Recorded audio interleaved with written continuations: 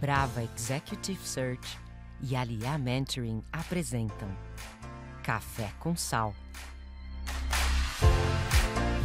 Bem-vindos a mais um episódio do Café com Sal, o podcast que trata de carreira, empreendedorismo, liderança. Vocês que acompanham a gente nas redes, a gente agradece, obviamente, a audiência. A gente está no Spotify, no YouTube, no Instagram, com cortes super legais. Mais um episódio bacana para vocês. E hoje a gente tem um convidado especial, como não podia deixar de ser, que é o Edivaldo Silva, o meu amigo Ed, que está aqui presente. O Ed é diretor Latam da Zephyr, ele é líder global em Brand Safety. A gente vai entender o que é exatamente isso. Brand Safety em redes sociais, os tal dos Walled Gardens, os jardins murados, vamos dizer assim. E autor de um super romance de suspense histórico chamado Além da Fumaça, que está fazendo um sucesso gigantesco. Então olha que interessante, a gente vai falar com o executivo do ambiente digital, que é autor de um super romance também, aqui o Além da Fumaça. Vamos entender essa história e conhecer melhor o nosso amigo Ed. Ed, dá a mão aqui, obrigado pela tua presença, um prazer te receber, meu amigo. Bem-vindo ao Café com Sal, um orgulho grande ter você aqui. Imagina, Sal, muito obrigado, é um prazer enorme estar aqui contigo, trocando essa bola. A gente já trocou uma bola no tênis, agora vamos trocar uma bola verdade. aqui. Né? Eu e o Ed, acredite se quiserem, vocês que estão nos vendo aqui, a gente joga tênis. Quando dá tempo, né, Ed? Isso, a gente consegue mandar uma bolinha para um lado, para o outro, de vez em quando. Às vezes ela para na rede. Acerta a bola, não acerta, mas estamos ali na quadra. Exato. Eu não vou dizer que é um desastre, que seria uma palavra muito pesada, mas é algo assim cômico, leve. Isso. Muito bem. Ed, me fala uma coisa. O que me chamou sempre a atenção no teu perfil? Você é um cara multifacetado, né? Acabei de comentar aqui na introdução, que você é executivo do ambiente digital, ambientes disruptivos, formadores não só de opinião, mas de novas frentes, abrem portais novos do ponto de vista de comportamento, de consumo, de olhar para marcas e ao mesmo tempo publica livro, tem uma vida super interessante. Vamos explorar um pouco isso. De onde vem esse perfil multifacetado, Ed? Você já era assim desde criança? Como é que era o Ed criança? Eu tenho sempre essa curiosidade, porque a gente às vezes de pequeno, dentro de casa, já consegue notar algum aspecto do nosso perfil que é interessante. Muito bom, obrigado, Só. Achei uma pergunta muito legal, muito bacana. Acho que quando eu era criança eu era um leitor voraz, isso me ajudou muito, então eu lia muito quadrinhos de tudo quanto é jeito, Turma da Mônica, Homem-Aranha, quadrinhos franceses que apareciam na mão, eu sempre adorei muito quadrinhos, também gostava também de jogar bola, de estar na rua, de estar com os amigos, de se meter em confusão, de descer a rua em carrinho de rolemã que eu fazia. Minha mãe ficava doida, falava, meu filho, o que você está fazendo com isso? Então, quer dizer, eu tinha um perfil que era um perfil que seria um pouco sonhador, né, de ler, de gostar de ler muito, mas também de me aventurar. Então, acho que isso acabou criando umas facetas. E esse gosto pela leitura, na verdade, ele veio de ver o meu pai lendo. Então, meu pai, ele lia muito uma coisa que tinha há uns 40 anos atrás, que eram uns livros de detetive, Bang Bang, Faroeste, Corne Telado, sabe? Eu lembro, era da editora Record, uns livros de... E ele lia, ficava lá, eu lia também, eu pegava na sequência, eu lia no embalo. 10 anos, 9 anos, era tudo assim, literatura adulta, eu tava ali, uau, isso aqui é muito animal. Então, isso abriu para mim as portas do mundo da imaginação e da leitura, da escrita e de tudo mais, né? Então, acho que isso foi um jeito de já meio que encaminhar para esse mundo de, no final, acabar escrevendo um livro, preparar um outro, mas está dentro desse universo da comunicação, que é o universo onde eu trabalho, onde é o meu dia a dia, onde eu tenho meu ganha-pão, tenho as metas para bater, tenho time para fazer a gestão, tem que cuidar da imagem da empresa. Então, são dois momentos que, graças a Deus, acho que eu consegui equilibrar até hoje. Como você se via nesses sonhos aí? Quem lê muito, obviamente, nutre muito a imaginação, né? É o que até a gente sente um pouco de falta hoje, né? Principalmente quando a gente vê nos jovens que não têm essa oportunidade de consumir tanta literatura, infelizmente. Está tudo, obviamente, muito mastigado em alguns aspectos, e você não tem a oportunidade de criar esses universos na tua cabeça, o que promove criatividade, etc. e tal. Nessa época você já tinha mais ou menos uma ideia de que caminho você ia seguir? Ou foi tudo acontecendo naturalmente? Olha, foi tudo meio que acontecendo naturalmente, porque como eu gostava muito dessa coisa de quadrinhos, de arte, etc., eu comecei a desenhar e fazia meus quadrinhos em casa e eu era muito ligado em grupos de jovens, era uma coisa que era muito, na década de 80, 90, era muito forte no Brasil, né? Então, se você tinha alguma para mim, né, tinha uma interação com esse mundo de música, não sei o quê, então eu participei de um grupo de jovens na igreja católica, né, eu sou tradição católica, e um padre viu ali o meu jeito de desenhar, falou, cara, tem um cara que é o Ismael dos Santos, é espírita, e esse padre era um padre meio que ecumênico, porque ele não era tão católico, ele era assim. plural, vamos dizer. Plural, exato, ele Legal. tinha diálogo com rabinos. Sim. E eu era muito ligado nisso também, eu participava dessas conversas. E esse Ismael dos Santos, ele é espírita, ele falou, ele dá aula de ilustração, de animação, né, de ilustração. Esse Ismael dos Santos, ele era um animador, diretor de animação da TV Cultura. E ele tinha esse curso que ele dava lá na Lapa. Eu morava na freguesia do O, né? Na Freg? Na Freg, eu era um punk da periferia. Na Freg. Era um punk da periferia. E eu ganhei uma bolsa de desenho, 14 anos, e comecei a desenhar e tal, e uma das condições para aquela bolsa de desenho era eu dar aula de desenho. E aí eu dava aula de desenho na Federação Espírita do Brasil, com 14, 15 anos, para crianças carentes. E que estilo de desenho? Livre? Eu fazia muito estilo Marvel, que é o que eu gostava, né? Eu tinha uma referência que é um ilustrador famoso na década de 80, 90, né? Que era o Esteban Maroto, que é um ilustrador espanhol, que tinha um traço gráfico muito bonito, particular, de fantasia, meio Conan o Bárbaro e tal. O Esteban Maroto. Por quê? Porque o Ismael falou, o seu traço é muito parecido com o do Esteban Maroto. Segue essa linha, e eu fazia naquele jeito. Então eu ensinava as crianças como fazer esquema, como fazer aquele esquema para fazer os bonequinhos, anatomia, a importância de entender a anatomia. Proporcionalidade. Isso. E esse caminho de ilustração me levou a trabalhar na Editora Abril. Porque aí dentro desse grupo de jovens tinha uma amiga que a irmã dela era diretora de redação de uma revista da Abril, acho que era Contigo, uma revista grande na Abril na época, e a Abril naquela época era um gigante da comunicação. Era um gigante, assim, era uma das maiores empresas de comunicação da América Latina, Sim, né? maior referência, né? Com muitas revistas e tal, e eu levei meu portfólio, acho que eu já tinha uns 8, 19 anos, levei meu portfólio, eles gostaram muito, me indicaram para ser assistente de arte, e eu comecei minha carreira como diretor de arte.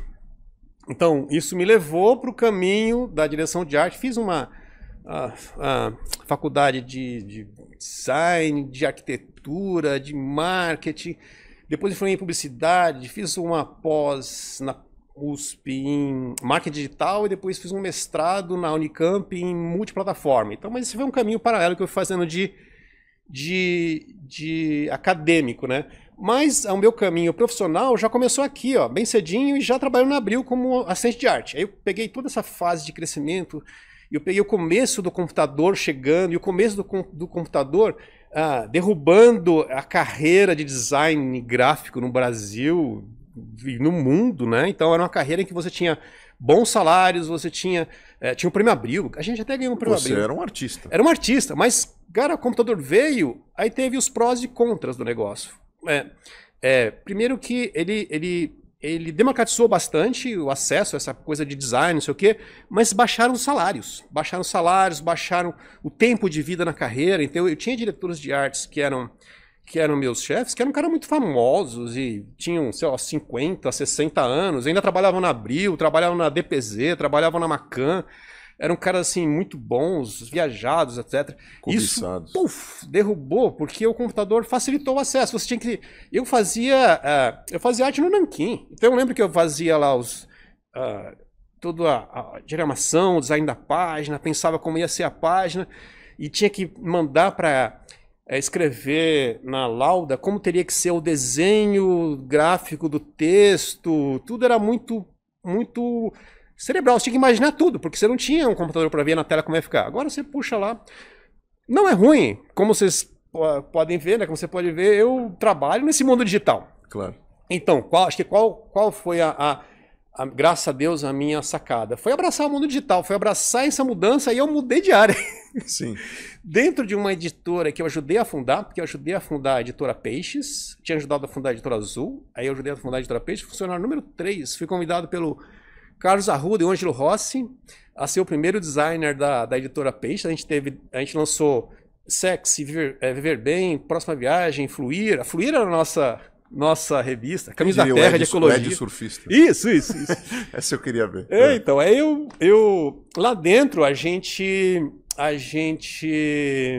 tava começando um negócio que a Abril era sócia não, na verdade a Abril era dona da editora Peixes. A editora Peixes era uma parte da Abril que era voltada para revistas segmentadas, como eu estava te falando, né? Gula, Viver Bem. Então era uma experiência ali com o Ângelo Rossi e os Tivita, que era revista segmentada, né?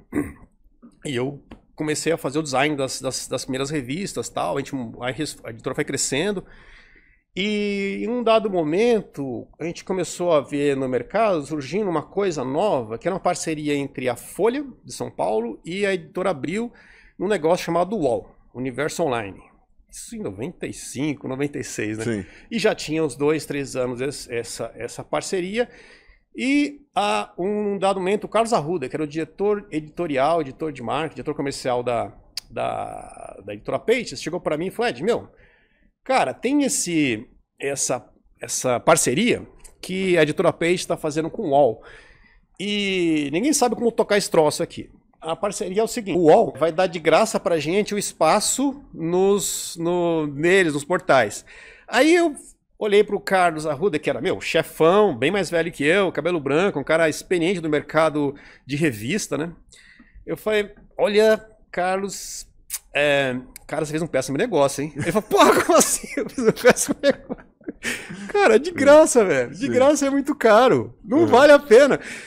Custa fazer revista, tem que mandar fotógrafo, tem que ter repórter, tem que ter isso aqui. Não, os caras têm que dar dinheiro pra gente. Você consegue? Consigo. Congela esse acordo aí. Beleza. Aí o que eu fiz? Eu peguei a pastinha, aí ele falou assim: só que é o seguinte, você não vai responder mais pro diretor editorial, você vai responder pro Carlos Romualdo, que é o diretor financeiro da empresa. Diretor financeiro e tal. Ele vai ficar junto com você. Beleza. E porque ele até ajudou a fechar o negócio. E eu falei: puta merda, acabei de falar mal do negócio, vai responder pro cara. Desculpa o palavrão. Problema zero. Eu pensei exatamente isso. Mas beleza, vamos lá. Aí eu conheci o Romualdo, cara, gente boa. Sério, né? Financeiro, números, né? E eu, um cara mais de arte ali, mais de criação. Mas no fim do dia, eu acho que essa foi uma sacada. Eu entendia que se não desse dinheiro, a minha área não ia ter futuro. Sim. Eu precisava trazer dinheiro para minha área, para ela ter respeito lá dentro e para eu poder se manter e para construir uma equipe, um departamento. O dinheiro é importante.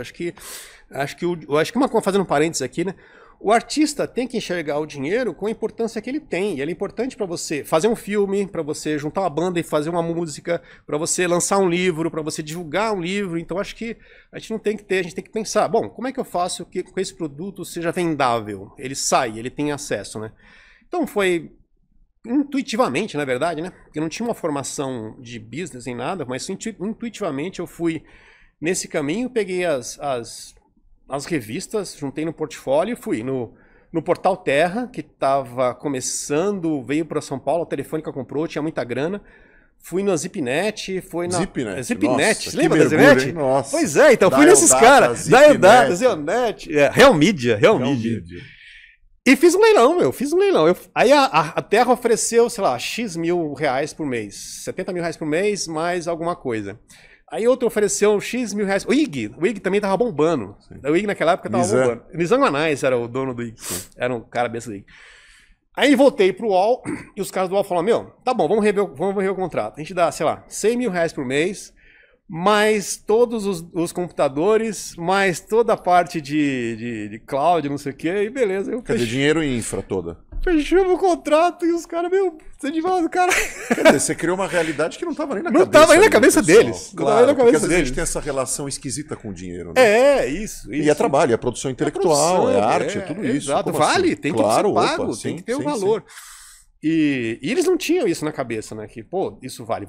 E não tinha essa ideia que tem hoje, que é um negócio de bilhões de dólares. Hoje você tem Google, você tem Facebook, você tem a Movile, que é um unicórnio brasileiro. Acho que o Fabrício Blois é um cara bem legal para você entrevistar, só se quiser, eu até faço a ponte com ele. Por gentileza, tá gravado. Se não vier também, agora é um crime. Meu, tem que vir, porque eu inclusive trabalhei na Movile, no começo da Movile, na startup da Movile, eu acho que me especializei em criar, ajudar, né? Criar não, né? Ninguém cria nada sozinho, ajudar a construir isso. Eu trabalhei na Movile e...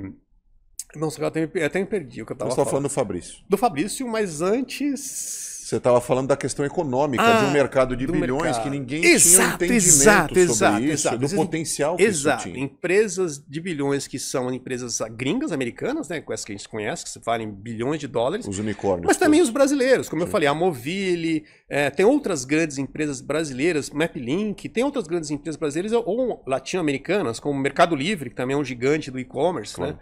Mas só que naquela época ninguém tinha isso, ninguém sabia isso. Aí quando eu montei o departamento, o que se costumava fazer para o time de publicidade é dar de graça o banner. Então, vendia o anúncio na revista, que era muito caro. Hoje, é muito mais barato, mas era muito caro você anunciar em revista. Dava de graça. E dava de graça o banner. Surreal, porque, né? Pensar primeiro que já nisso estava hoje em dia. pago, né? Porque eu já consegui o negócio pago. E ficava como um negócio. Eu falava, não. De graça Vamos não. parar. Eu sentei lá com a Cidinha Cabral, que é diretora de publicidade. Falei, não, aqui não vai ter nada de graça, não. E aí os caras não vendiam mais. O que eu fiz? Eu falei, beleza, então se os caras aqui não querem vender, eu comecei a fazer treinamento no UOL, que tinha um departamento de publicidade bem legal, né? Liderado pelo Enor Paiano, que é um grande mestre, um grande guru desse mundo da Universidade da Publicidade Digital. Ele foi diretor do UOL em publicidade durante muito tempo, foi diretor na Sony. E aí ele me abriu as portas e comecei a treinar o time do UOL sobre os espaços publicitários da revista Pages. Aí começou a vir de lá. Mastercard, começou a vir um monte de... Banco Real. Foi um dos grandes patrocinadores da gente da Fluir, né? Então foi isso. Foi essa busca de como fazer essa minha área, essa nossa área rentável e prestigiada, né? Dentro tanto do ambiente da editora como fora dela. E aí eu consegui minha carreira no mundo digital. Sabe, só um parênteses, você tocou num ponto importante, eu estou vendo agora, você está zapeando, né? Os streamings, etc e tal, eu estou vendo uma série que é um documentário série, vamos dizer assim, que é meio que a história do Spotify, não sei se você já viu. E justamente há essa questão, o dilema sempre, né? De botar esse business de pé e como lidar financeiramente com os artistas e fazer algo do ponto de vista econômico mais equilibrado, né? Que tinha o tal do Pirate Bay, a gente falou do Napster, lembra dessa briga toda, os artistas, o mundo que estava mudando, e as pessoas não tinham, de fato, dimensão do tamanho que isso ia ter. Quem podia imaginar que o negócio com o Spotify ia virar um negócio de bilhões e bilhões, etc e tal. Então, assim, de fato, eu estou consumindo isso, até recomendo, se você quiser ver, eu estou achando muito bacana, uma série sueca, que é de lá, né? O Spotify, mas que fala muito dessa relação do equilíbrio econômico de um ambiente artístico, né? E que não é versado muito nisso. Mas, enfim. Então, quer dizer... Você, de cabeça aberta, partiu de um mundo completamente offline para o mundo online. Exato. Né? E, obviamente, com um olhar muito empreendedor, né? Isso é muito presente no teu discurso. Onde a coisa de fato virou, Ed? Foi com rede social que o mundo efetivamente digital teve uma mudança completa? Eu acho que teve alguns grandes booms aí. Acho que a rede social ajudou a massificar a interação entre as pessoas, né? A troca de mensagens, a criação de conteúdo pelo usuário. Acho que a rede social foi um grande ponto de virada, mas antes houve alguns pontos de virada importantes, como, por exemplo, a criação do próprio Google como ferramenta de busca. E o foco do Google foi muito bom desde o começo em ser a melhor busca possível. Keep it simple. Stupid. Keep it simple.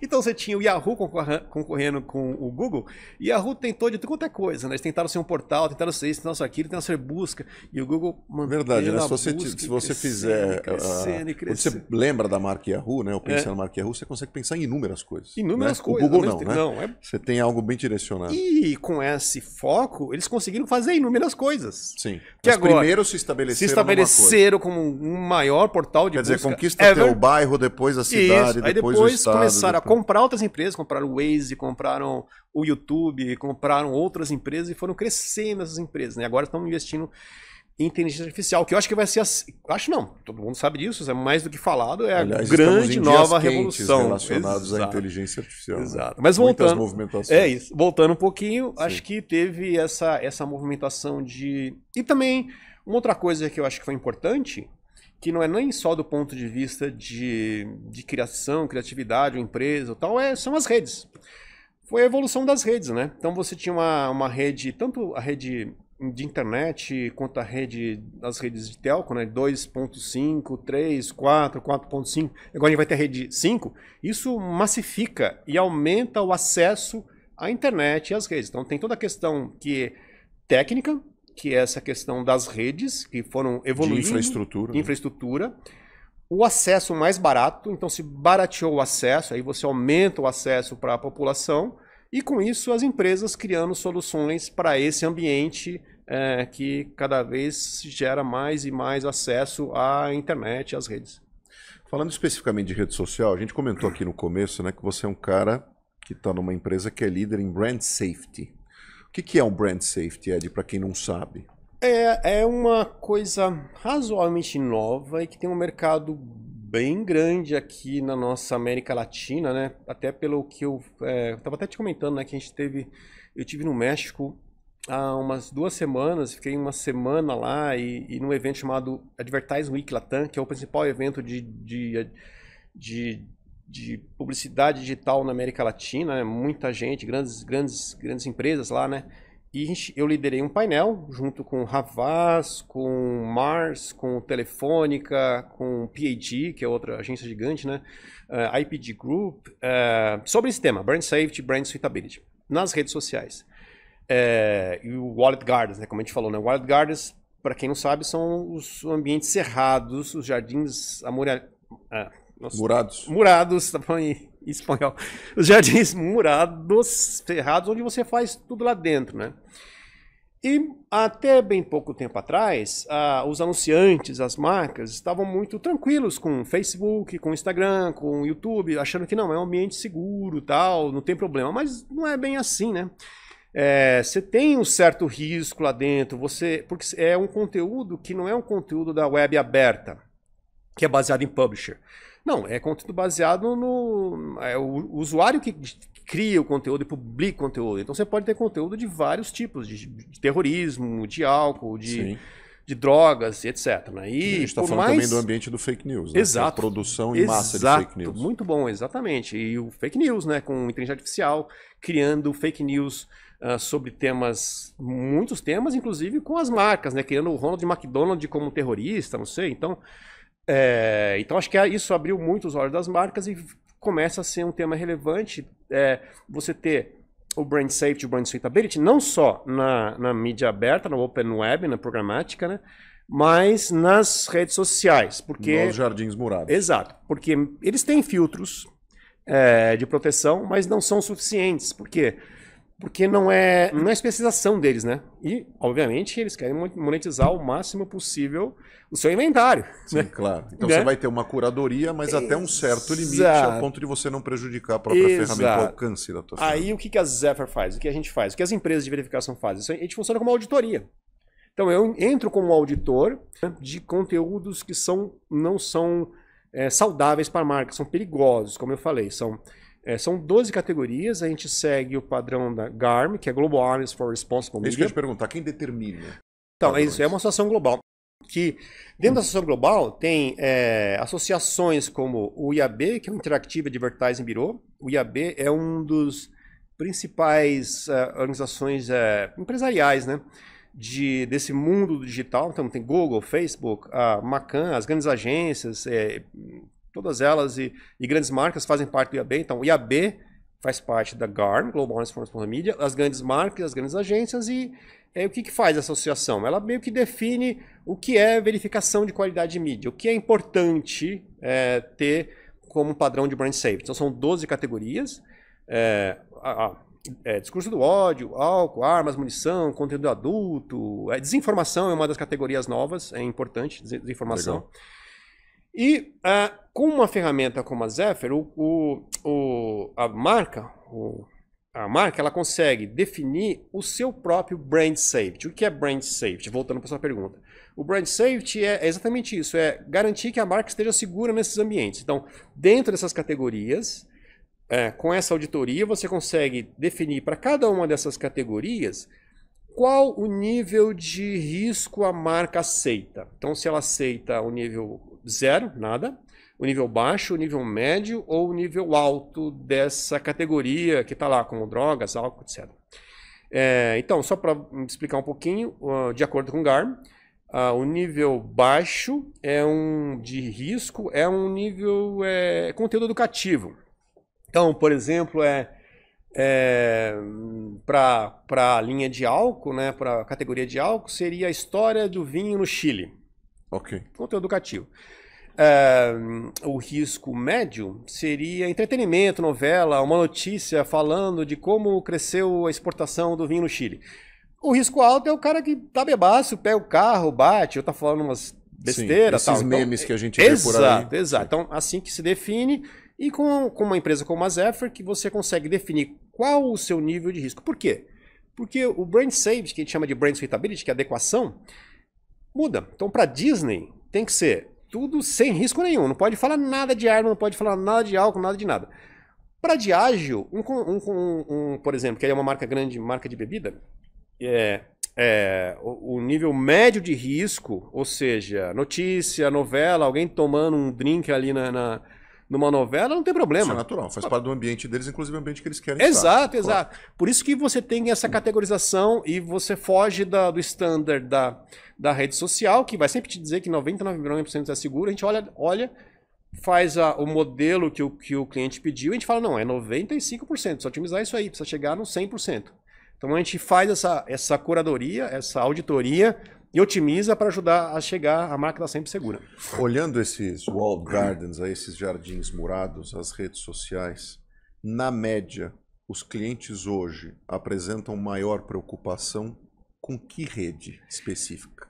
Eu vou te falar que hoje a grande preocupação é com o TikTok, porque ele é uma rede que eles se posicionam como uma rede de entretenimento, né, agora, não só de rede social, mas de entretenimento, por conta do consumo de vídeo, etc. Né? Então o TikTok é uma grande preocupação. A boa notícia é que no TikTok tem ferramentas de auditoria, não só a Zephyr, tem os nossos concorrentes também lá, os grandes concorrentes, né? Estão lá também ajudando. E é um ambiente bem seguro. Lógico, tem uns níveis de insegurança lá que a gente ajuda a combater e tal, mas é um ambiente que tem razoavelmente uma curadoria.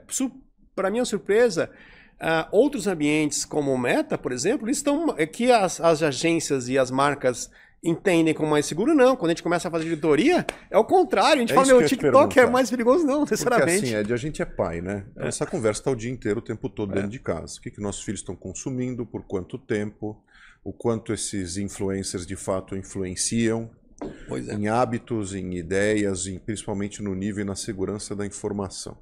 Só que na boca miúda, vamos dizer assim, na rua, não sei se tem algum viés, alguma questão assim, mas todo mundo tem uma preocupação gigantesca com o TikTok. Uhum. E eu não vejo essa preocupação assim. Óbvio que existe a preocupação com outras redes, mas não parece tão, vamos dizer assim, tão presente quanto o TikTok. Por que se dá isso? É pelo modelo do TikTok, porque ele tem esse viés do entretenimento e teoricamente dá essa impressão de que tudo pode? Eu acho que por causa dessa coisa das danças, não sei. Hoje você tem o Shorts, o Reels, etc. e tal, que é uma dinâmica totalmente TikTok. Sim, total. Né? Eles aquele seguiram consumo rápido, né? Vídeos de 1 minuto e tal. Por que essa visão do TikTok? Me parece até às vezes, não sei se é enviesado ou não, mas essa preocupação maior está sempre no topo da lista das discussões.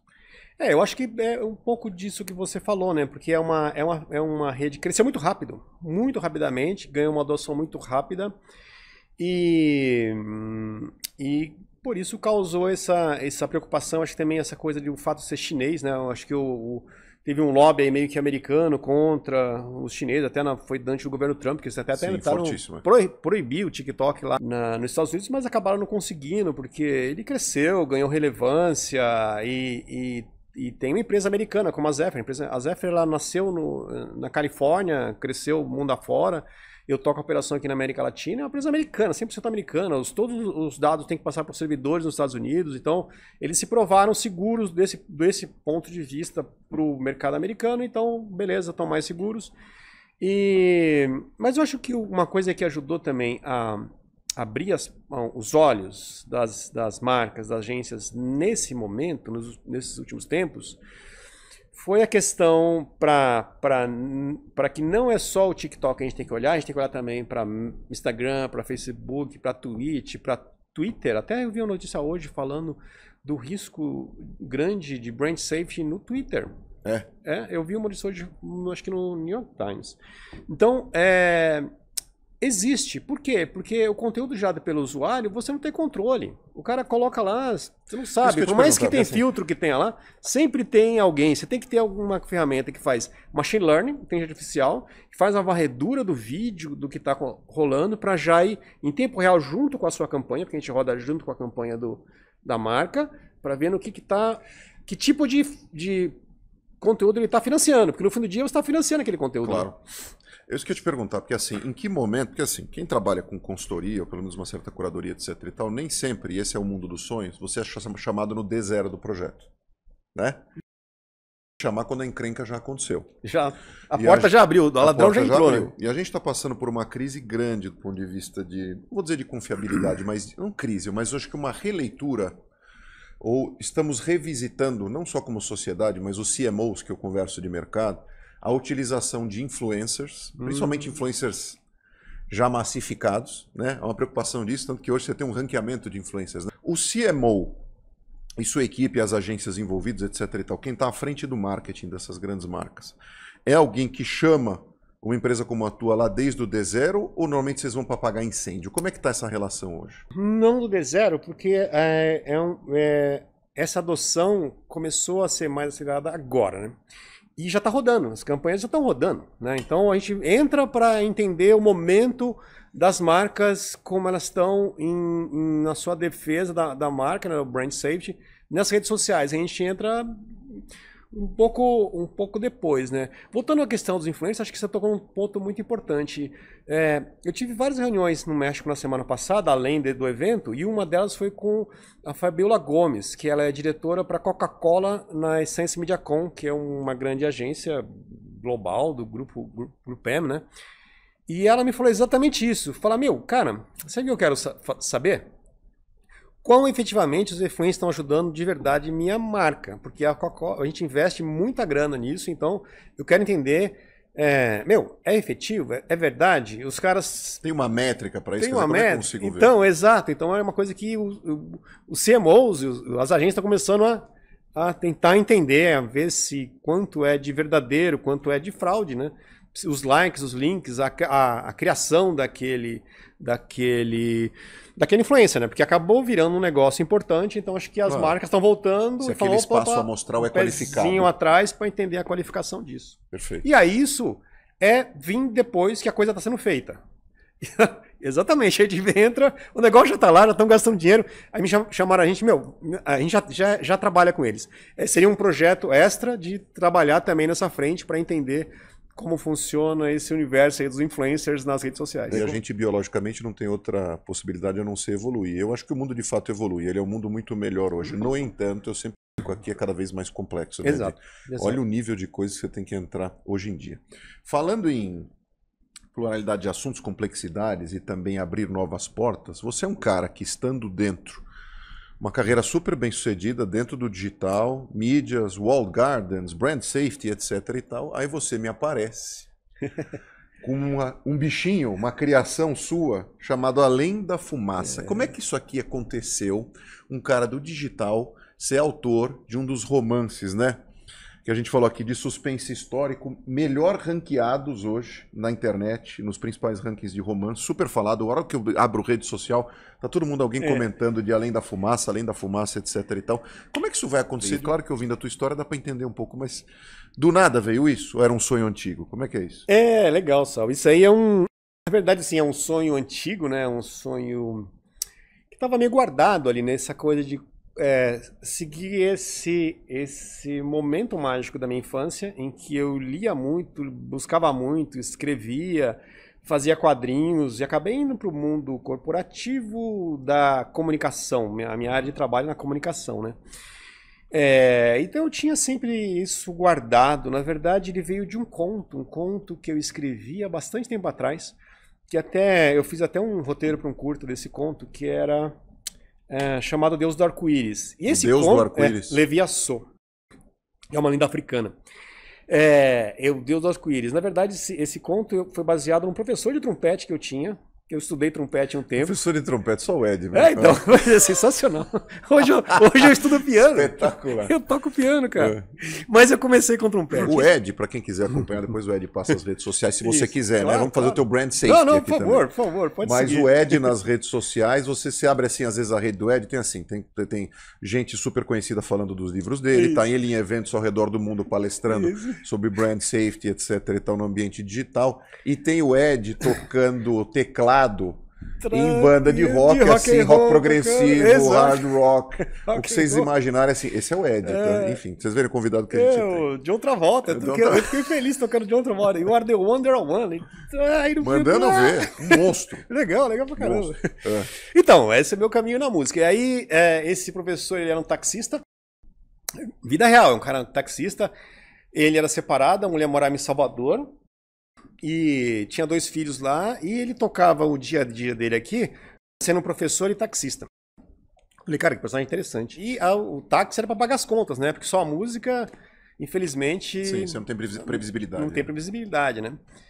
E eu escrevi um conto que falava de esse taxista que sai de casa, dá carona pra uma professora que é africana, né, que é imigrante de Angola e tá com o filho dela, e essa imigrante angolana, ele tá meio chateado por causa dos filhos lá fora, tal, e tá chovendo, e ela conta pra ele a história do Deus do Arco-Íris, Levi Assou. Então esse é o conto bonitinho, bem legal. Só que eu falei, cara, isso não segura. Eu preciso mudar isso tudo aí. Aí eu mudei tudo. Eu peguei o cara que era de Salvador, eu coloquei um cara em Berlim em 1987, um alemão, que é o Bruno Fischer, e ele é filho da Segunda Guerra Mundial, porque foram 40 anos depois do fim da Segunda Guerra Mundial, e a idade dele tinha 40 anos.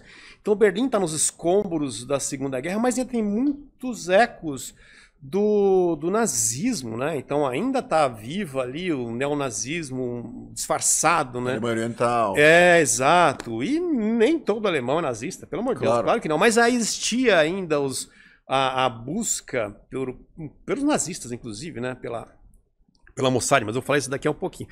Então, o Bruno, que era esse cara aqui no Brasil, vira um alemão, e ele é um taxista que era pianista, frustrado, não conseguiu tocar a vida como pianista, casado com a Elga, que é filha do Ivar, que é um ex-general, né, ex-oficial nazista, que hoje é contrabandista, velho, em 70 anos. E entre as coisas que ele contrabandeia são obra de arte, coisas de valor, etc, etc, faz contrabando. Tem os espólios dos judeus que foram roubados, né? Confiscados não, foram roubados pelos oficiais nazistas durante a Segunda Guerra Mundial. E esse foi o mote para trazer uma brasileira na história. Eu falei, cara, tá tudo lá na Alemanha, anos 80, tudo legal, cidade linda, interessantíssimo. Sim. A Ingrid e a Amanda são 2 personagens mulheres fortes que levam a história, que peitam, que fazem suas...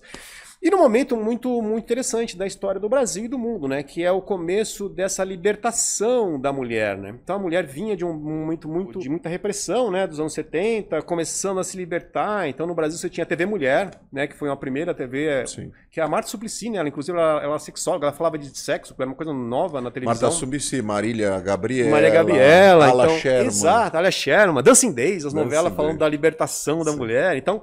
E a Ingrid, ela é fruto disso, né? Ela era casada com o Paulo, que era o cara que era de uma família quatrocentona de São Paulo, né? Bem tradicional, machista, não sei o quê. E o jeito dela se libertar foi ir para esse mundo aí para tentar ganhar o dinheiro dela, o mundo de tráfico de obras de arte. Então ela é a brasileira que está em Berlim, que o Bruno vai dar carona para o outro lado do muro para buscar essa obra de arte que é um espólio dos judeus. E ela traz para cá, tenta negociar isso aqui no Brasil e desaparece. O teu livro e aí começa a história. É maravilhoso o teu livro, porque ele me remete, inclusive, à história dos meus avós. Meus avós são fugidos de campo lá na Alemanha, e meu pai viveu na Alemanha anos depois, né, nos anos 60. E ele me conta muito essa questão de atravessar para o outro lado e o medo, de repente, de não voltar.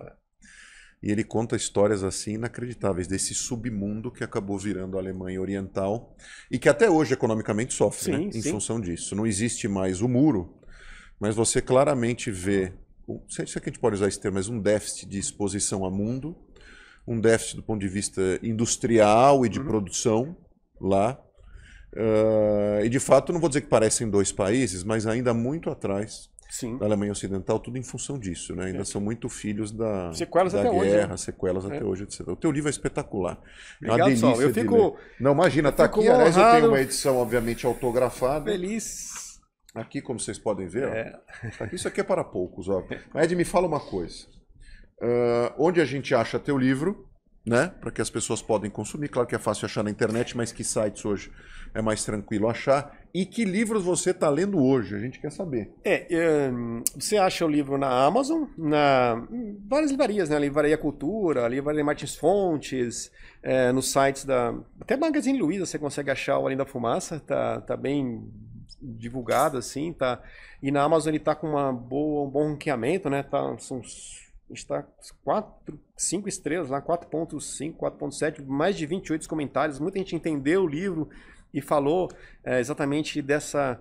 que é um livro fácil de ler, que leva do começo ao fim. E eu até estava conversando com o meu professor de piano. Eu continuo estudando piano.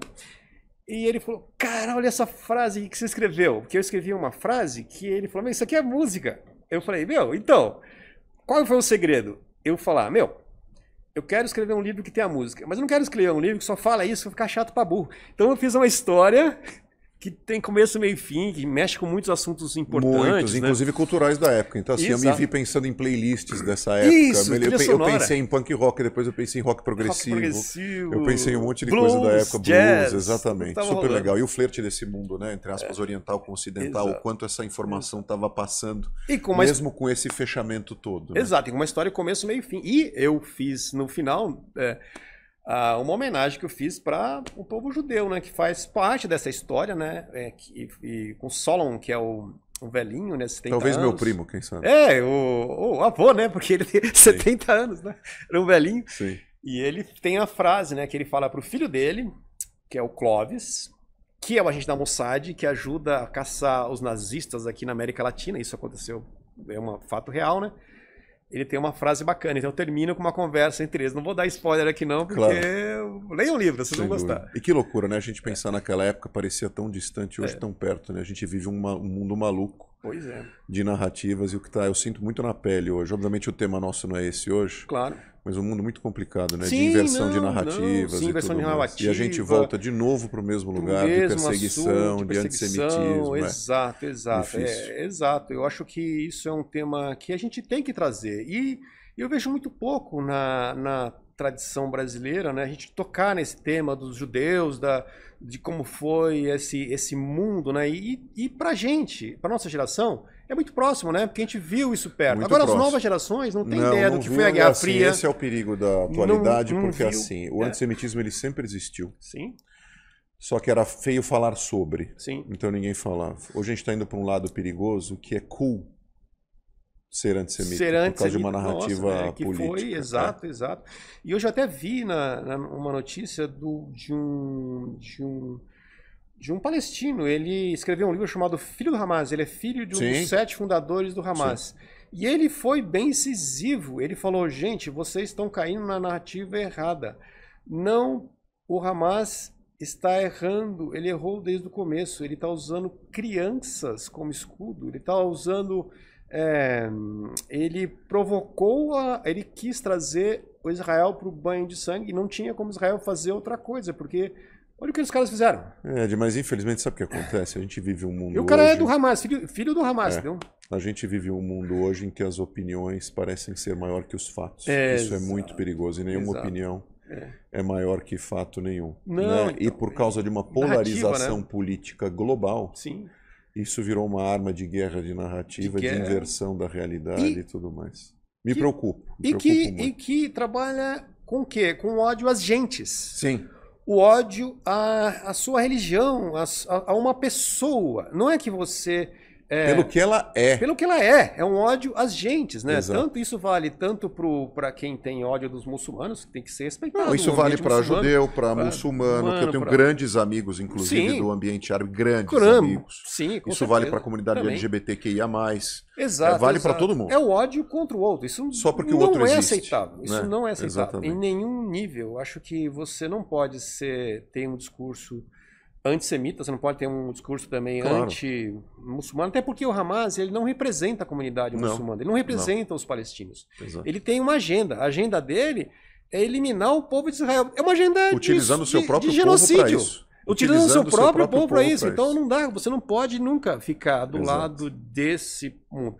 Você pode ficar do lado do povo palestino, falar, cara, gente, vamos tentar arrumar um canto para os caras viverem. Óbvio, todo mundo tem direito a uma vida digna. Digna, vamos ter o independência dos países, acho que essa é a luta, não depende por conta dessa guerra, você abraçar uma causa contra um outro povo. Mas então, o que falta é informação. Aí você percebe das pessoas que estão, entre aspas, vomitando certas coisas, você percebe que de fato não tem informação nenhuma. Não, e às vezes o que falta é informação e não formação, porque você vê muita gente formada, muita gente inteligente se aproveitando desse discurso para... Por causa de viés ideológico, ideológico, que a ideologia é maior do que o fato. É mais importante do que as crianças, do que as pessoas. Gente, a gente tem que olhar para as pessoas, cara. Sim.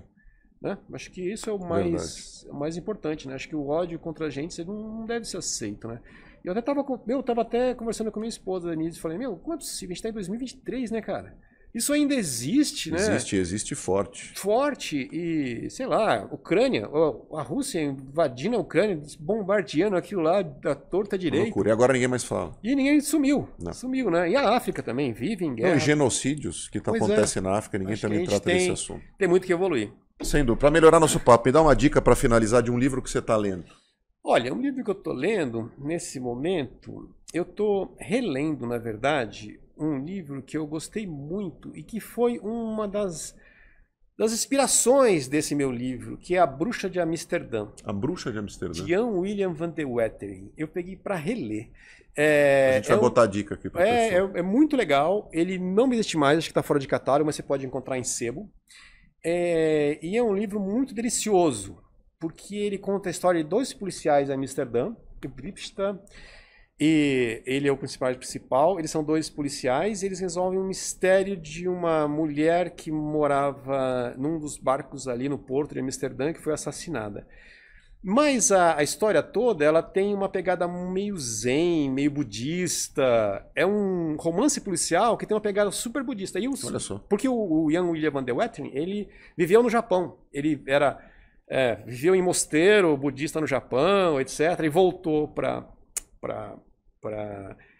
Holanda e virou escritor de policial, de romance policial, mas sempre com essa pegada um pouco poética. E eu quis fazer isso no meu livro, então eu trouxe esse ambiente, exato. Mas o holandês é muito interessante, né? O pessoal de cabeça muito aberta, né? A história da Europa, assim, o holandês é admirável. Ed, só posso te agradecer, toca aqui.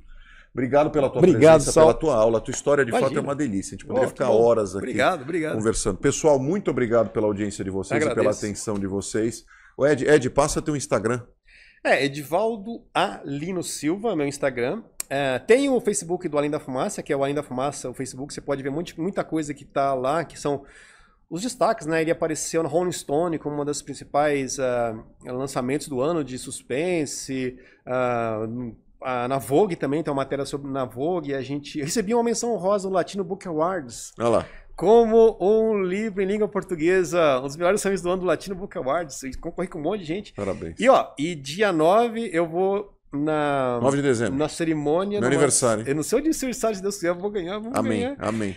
Eu vou porque meu livro é finalista. Eu tô no top 3 dos melhores livros de suspense desse ano pela Aberst. E tem como votar nisso ou não? São os autores, são são escritores. Senão a gente ia pedir para a turma do Café Não, com não Sal é, não é votar no votação, Ed, são associação, né? Então são outros escritores de suspense, né? Então tem o colegiado lá que vota nos livros. Então eu tô sendo, agora eu posso dizer, né? Tô sendo avaliado pelos meus pares, então são 3 finalistas, eu tô na final e vamos lá ver o The Winner is. Bora, vai dar tudo The certo, Winner se is. Deus quiser. Energia Amém. positiva pro Ed. Pessoal, Amém. obrigado de novo pela atenção de vocês. Papo delicioso aqui com o Ed. Como vocês sabem, o Café com Sal vocês acompanham nas redes, tanto no Spotify como no YouTube e os cortes no Instagram. Um beijão a todos e até a próxima. Tchau. Obrigado.